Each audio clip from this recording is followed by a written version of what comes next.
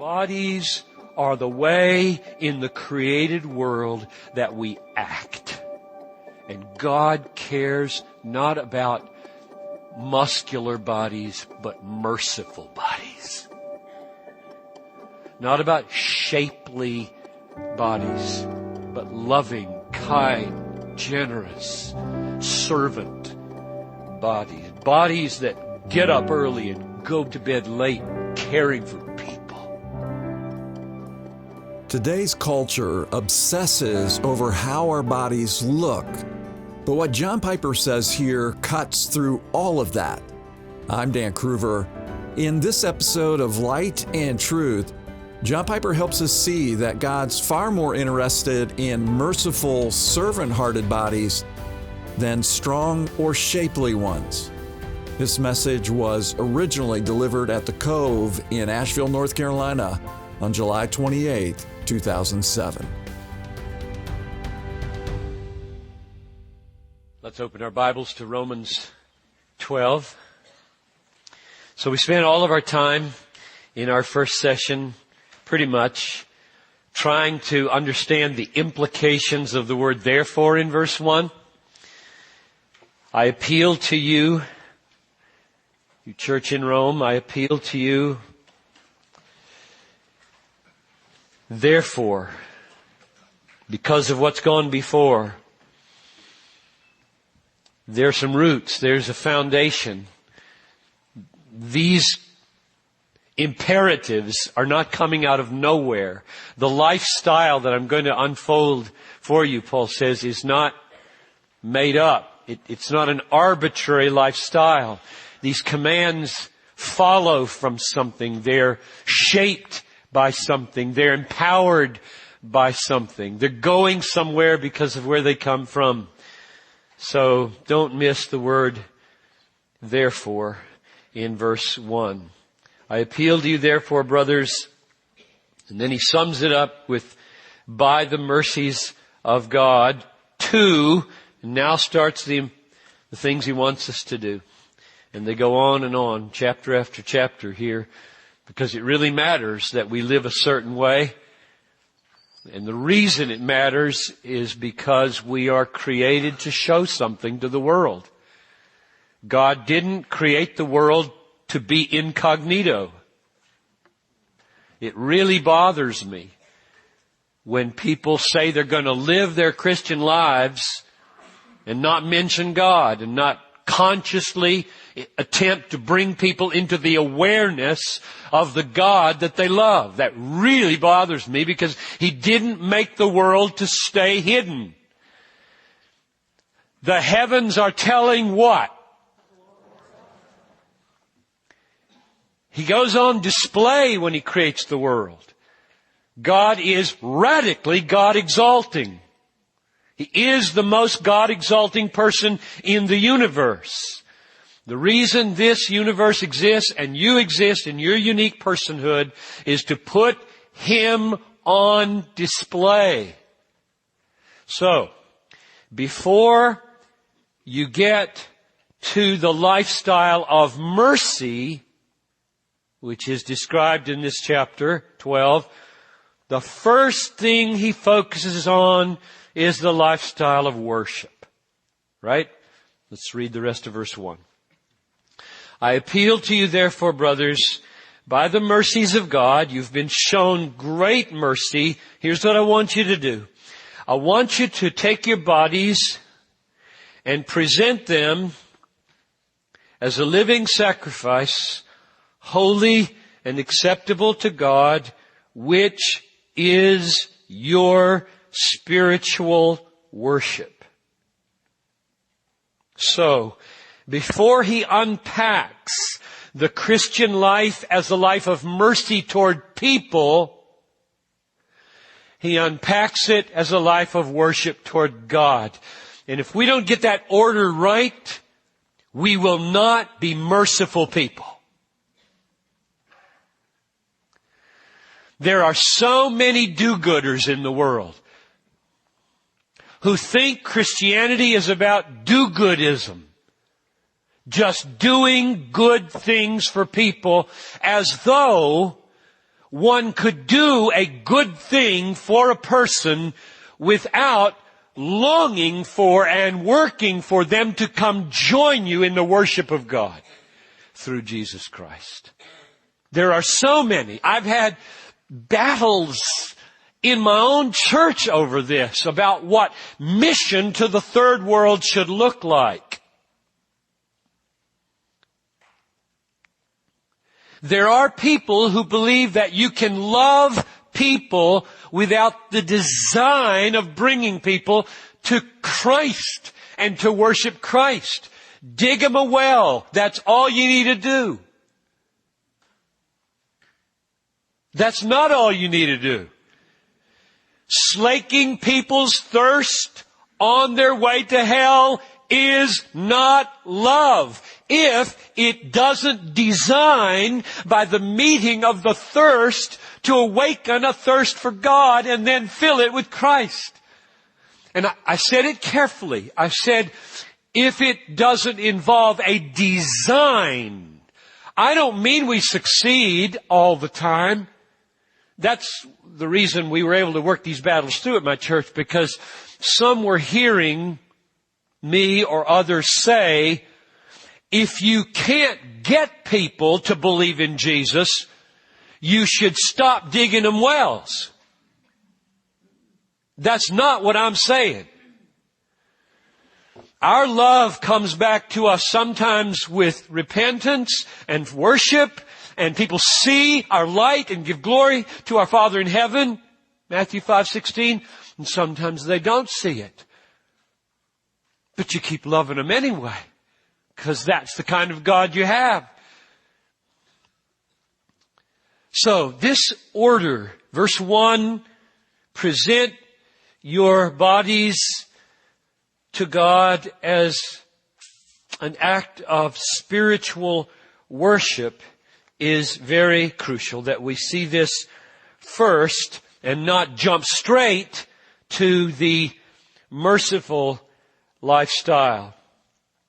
Paul wants us to see our lives as worship before we see them, and as a means of seeing them as merciful towards people. This word sacrifice. Present your bodies as a living sacrifice. Now let's be real clear. Sacrifices in the Old Testament were for atonement, largely. That is, a bull is slaughtered. We lay our hands on the head to identify with the bull. Its death takes the place of our death, and we are forgiven. And of course, everybody knew the blood of bulls and goats don't take away sin. So these are all pointing to something. They're pointing to the cross. And so now we know that Christ is our Passover lamb. 1 Corinthians 5:7. Christ has become our slaughtered bull, slaughtered sheep and lamb, and all the atonement is finished. So there's no mistaking that when it says, present your bodies as a sacrifice, that there's any atoning involved there. That's over, right? It is finished. When Christ died, all atonement was finished. And so sacrifice here is not an atoning sacrifice. So what is it? Why does he think of us as living sacrifices? What is intended to be communicated there about the way we worship God through our bodies? Now, to answer that question, what I want to do is take these four words: bodies, living, holy, and acceptable, and just open them for a moment each. Present your bodies as a living sacrifice, holy and acceptable to God, which is your spiritual worship. Present your bodies. Now that is not intending to communicate, not your minds. And we know that because in the very next verse, the minds come into play big time. Be renewed in your mind. But here, he is saying, you got arms and legs, you got tongues, ears, eyes, feet that go places, mouths that eat. I want you to present your body to God. Now, we need to linger here because bodies are a big deal in America. And we get it all wrong. And eating disorders are the price.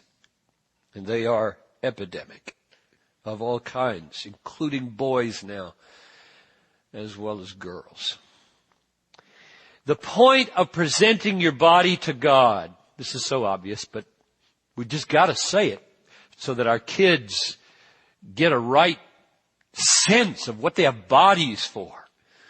The point of offering our body to God is not that He'll be impressed with the way it looks. We're not impressive. And the harder you work at it, the more you're wasting your time. You're gonna get old. I don't have to tell you that. And if you have invested your life, it's going to be really hard to keep it up. What's the point? The point is that bodies are the way in the created world that we act. And God cares not about muscular bodies, but merciful bodies. Not about shapely bodies, but loving, kind, generous, servant bodies. Bodies that get up early and go to bed late, caring for people. Showing up with your body. Physical presence in people's lives. Physical touch on people's lives. Physical sounds coming out of your mouth to build up and not to tear down. Oh, how much good can be done with these tongues, or how much destruction can be done with this awesome physical thing called the tongue. The most powerful member of our body is in our mouths, James says. And if we could get this one under control, we could get sexuality under control and hands and legs under control.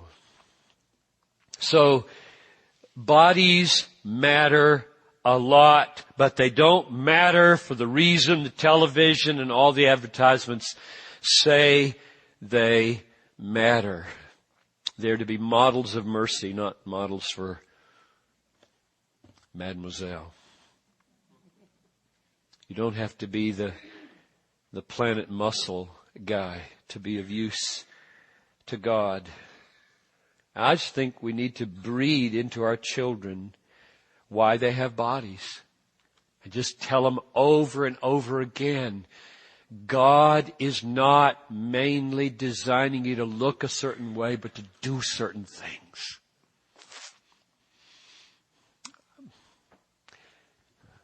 I could give illustrations from my high school days. I was not good at this. But I remember one of the least attractive girls in my class at Wade Hampton High School that was the kindest of all and had so many friends. And there were very, very attractive girls who were very cliquish. They didn't have many friends. They were just cliquey. And they designed to be thought well of. Whereas the girl that didn't have much, she was overweight, and she was so kind. You could not like her. And I just wanted to I want to be like that. I want to breed that in our children. Our bodies are not mainly for cutting a muscular or a shapely, or just a beautiful figure. There's nothing wrong with looking fine, but the Bible is so eager that women and men not invest most of their energies there. I'm so glad I married the woman I married. And she were here, she wouldn't mind you telling me, my wife is so absolutely pragmatic about the way she looks. It's unbelievable. I don't know if you spotted her here. You'll see her at lunch. You see how short her hair is. You know why her hair is short? Because in the morning she sticks it under the thing and goes like a dog, and she's done. She doesn't spend any more time getting ready to appear in the world than I do. She's got totally different priorities than that, and I'm glad she does. So, not everybody's the same. Just make sure that when you present your body to God, you're presenting it as an instrument of righteousness. That's the phrase from chapter 6, right? Members of God for righteousness. I want righteousness to happen with my hands and my tongue and my face. As long as I'm on this thing, let me just stick in another little parenthesis that I didn't plan to. I want Christian women to design the way they dress by Christian values. And one of the values is I want people to take me seriously as a person, not a body. Now, I can just tell you, women, there is a way to communicate to men and other women, notice my body, and there's a way to say, notice my eyes, notice my face, notice that I am here as a person to interact with you at an intellectual and an emotional level. I'm not presenting you a neckline or whatever to attract your attention here. So I'm sure this crowd does not need this sermon. So, but you have maybe those you know who do. And, present your bodies as an act of worship to God. That is, let your body say how much you value God. Figure that out. What kind of acting, what kind of makeup, what kind of hair, what kind of exercise and eating will show God is my treasure. So that's body. Second word, living.